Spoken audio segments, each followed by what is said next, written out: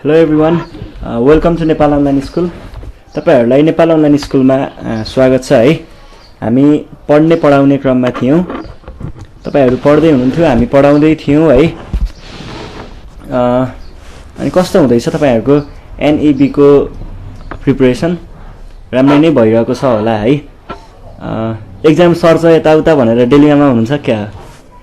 Exam सर्ने गर्ने भयो भने पनि पढ्नु चाहिँ पर्छ नि। फेरि एक्जाम छिटै भए पनि पढ्नु पर्छ, ढिलै भए पनि पढ्नु चाहिँ पर्छ है।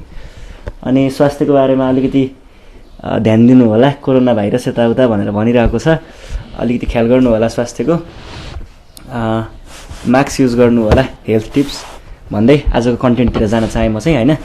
अब हामी चाहिँ बेसिक म्याथमेटिक्स पढ्दै थियौँ हैन।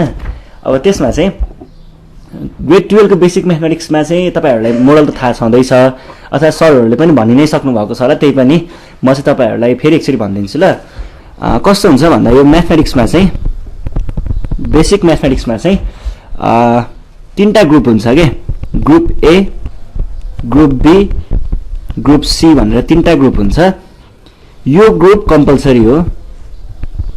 यो ग्रुप तपाईहरुले पढ्नु नै पर्ने हुन्छ है। यो बारे यसको चाहिँ तपाईहरुले पढ्नु पर्ने हुन्छ। त्यसैगरी ग्रुप बी र सी भन्ने जुन यो दुईटा ग्रुप छ नि, यो चाहिँ चोइसमा हुन्छ अथवा अप्सनल है। अब यसबाट चाहिँ तपाईहरुलाई 24 मार्क्स को सोध्छ। यो दुईटा मध्येबाट दुईटैबाट 24 मार्क्स को सोध्ने हो है। बाँकी चाहिँ अब ग्रुप ए को चाहिँ बाँकी अरु भइहाल्यो। अब चाहिँ तपाईहरुले के गर्नुपर्ने हुन्छ भन्दाखेरि कि चाहिँ ग्रुप बी गर्नुपर्ने हुन्छ कि चाहिँ ग्रुप सी गर्नुपर्ने हुन्छ।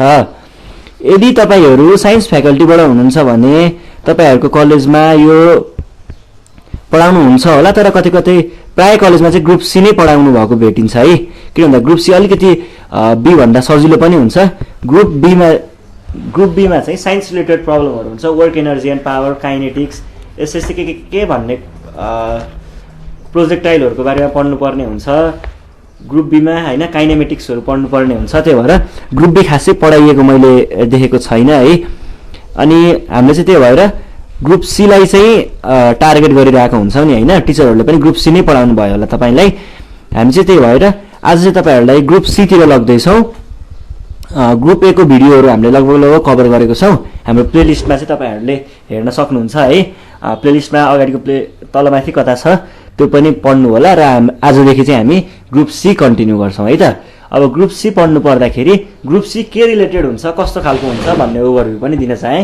ग्रुप सी चाहिँ लिनियर प्रोग्रामिङ हैन, अनि यस्तै कम्प्युटेशनल मेथडहरु अनि न्यूमेरिकल इन्टिग्रेसनहरु यस्तो खालको कोही, अनि सिस्टम अफ लिनियर इक्वेसन यो खालको च्याप्टरहरु चाहिँ हामीले ग्रुप सी मा पढ्नु पर्ने हुन्छ। र हामी चाहिँ आज के पढ्छौं त भन्नुहुन्छ भने लिनियर प्रोग्रामिङ पढ्छौं है त। सुरु गर्ने हो त।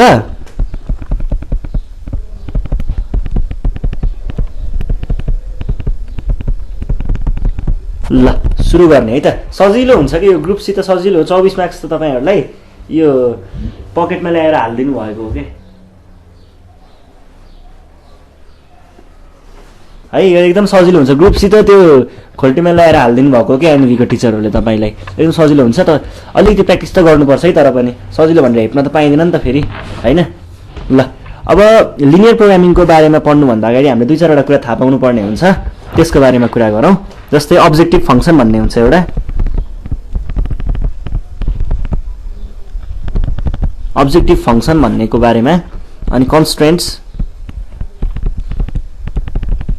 कन्स्ट्रेन्ट्सको बारेमा पढ्नु पर्ने हुन्छ। अनि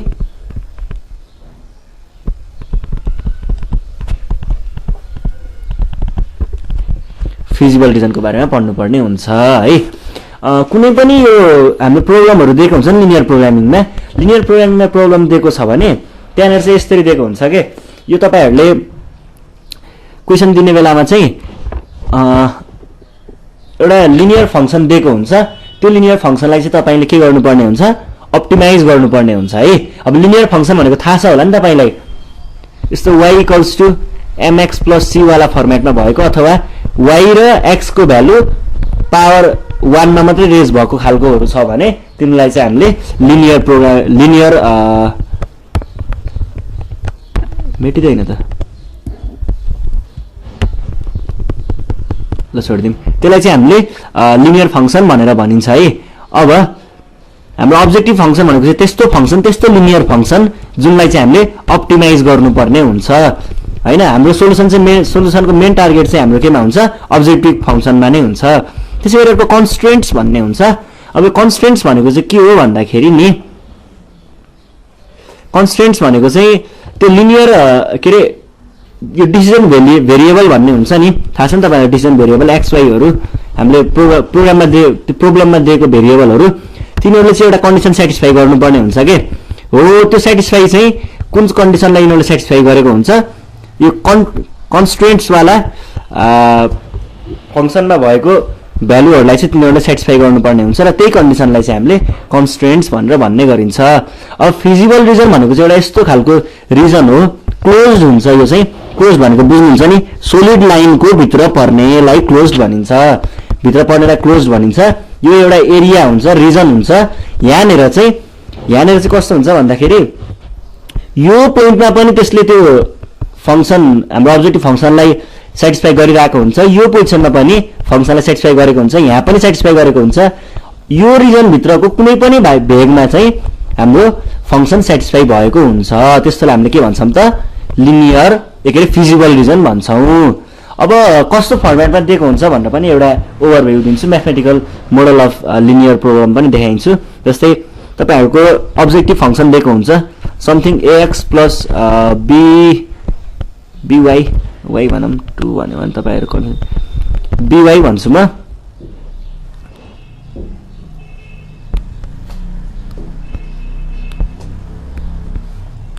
ल by भयो।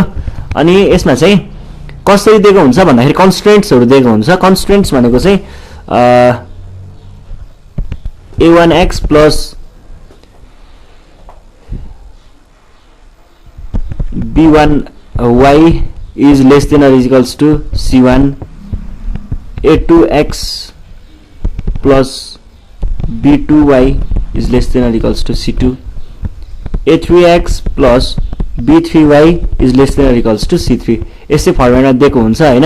हामीले यिनीहरुलाई चाहिँ अब यस्तो इक्वेसन मान्नु पर्ने हुन्छ, अनि इक्वेसन मानेर त्यसलाई लगेर चाहिँ अब्जेक्टिभ फंक्सनतिर लगेर त्यसलाई अप्टिमाइज गरेर अनि हामीले फिजिबल रिजन चाहिँ निकाल्छौं है त। त्यस्तो हुन्छ कुरा लिनियर प्रोग्रामिङको। अब जस्तै म एउटा एक्जाम्पल नै गरेर अनि तपाईहरुलाई बुझाउँछु है त। लिनियर प्रोग्रामिङ सुरु गर्ने हो त, सुरु गर्दिने हो त, सुरु गर्ने भए गरौँ। ल गरौँ है त। जस्तै म के गर्छु भन्दाखेरि अब्जेक्टिभ फंक्सन फाइन्ड गर्ने एउटा तपाईहरुकै बुकबाट एउटा क्वेशन लिन्छु, गरौँ है त।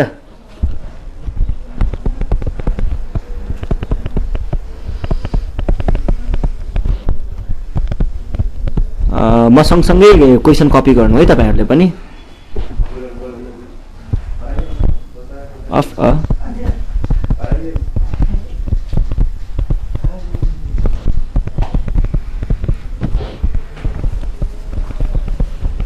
else net profit of ₹20 on each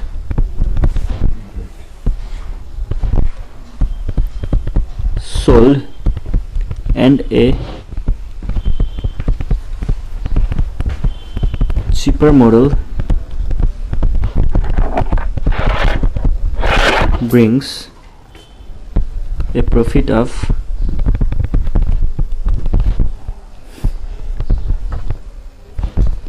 only ₹10 each if x and y denote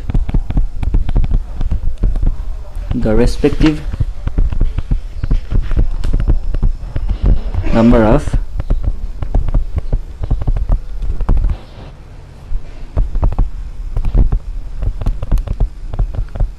expensive and cheaper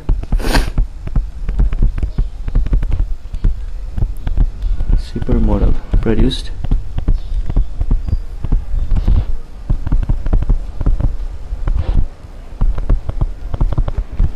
per unit of time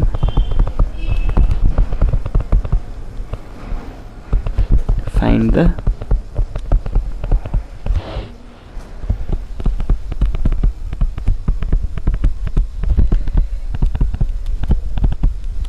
objective function. ल म एकचोटि तपाईहरुलाई नेपालीमा पढेर सुनाइदिन्छु ताकि तपाईहरुलाई बुझ्न सजिलो होस्।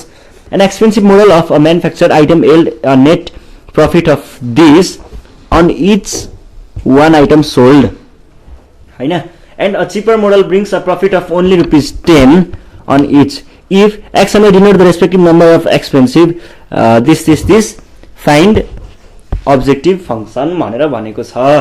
भन्नुको अर्थ एउटा कम्पनीमा दुई प्रकारको सामानहरु बेच्दो रहेछ क्या। एउटा चाहिँ अलिकति महँगो प्रिमियम खालको सामानहरु बेच्दो रहेछ, त्यो बेच्दाखेरि प्रफिट ₹20 अन इच। एउटा सामान बेचे बापत ₹20 फाइदा हुने रहेछ त्यो आइटममा चाहिँ। त्यसैगरी त्यही कम्पनीमा अर्को सस्तो खालको आइटम पनि बेच्ने रहेछ के। सस्तो खालको आइटममा चाहिँ एउटा आइटम बेच्ने बेलामा ₹10 मात्रै फाइदा हुने रहेछ भने अब हामीलाई के पत्ता लगाउनु पर्ने छ त? अब्जेक्टिभ फंक्सन पत्ता लगाउनु पर्ने हुन्छ।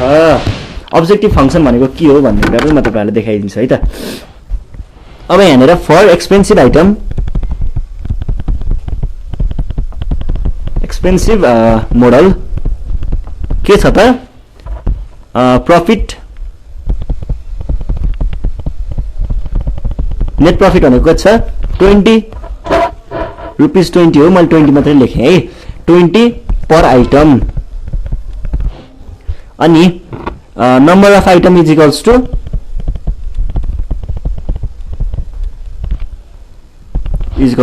x भने पछाडी total profit is equals to कति हुने भयो त? 20 टाइम्स x हुने भयो भनेको 20x हो। त्यसैगरी अब for expensive model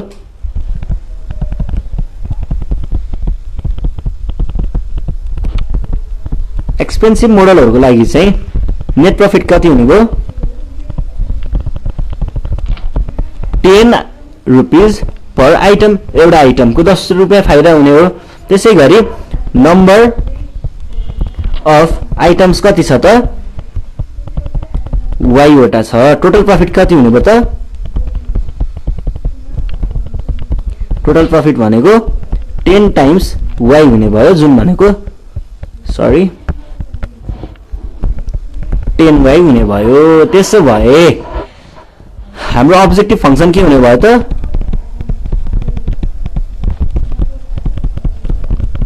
objective function भनेको ल फंक्सनलाई मैले f ले डिनोट गरे भने के छ त? हाम्रो एउटा चाहिँ महँगो वालाको लागि प्रॉफिटको लागि x छ, y छ, दुईटा छ भनेपछि यहाँनेर x, y हुन पर्ने भयो। हामी अब्जेक्टिभ फंक्सनको बारेमा कुरा गर्दै थियौं।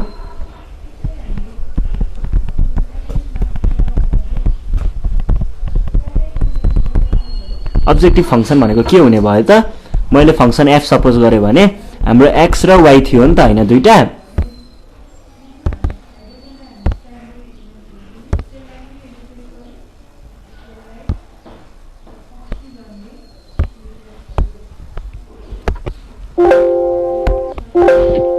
हेर्नुस् है, हाम्रो फंक्सन भनेको मैले f